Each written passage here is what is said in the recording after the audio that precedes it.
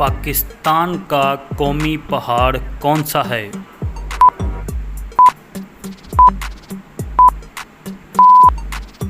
जवाब है K2। पाकिस्तान की कौमी मछली कौन सी है?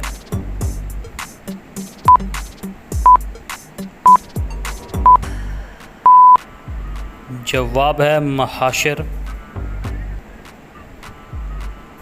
पाकिस्तान का कौमी लिबास कौन सा है?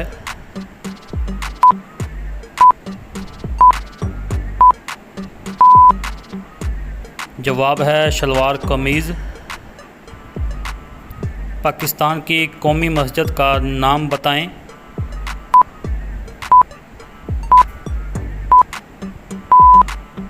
जवाब है फैसल मस्जिद। पाकिस्तान के कौमी शायर का नाम बताएं।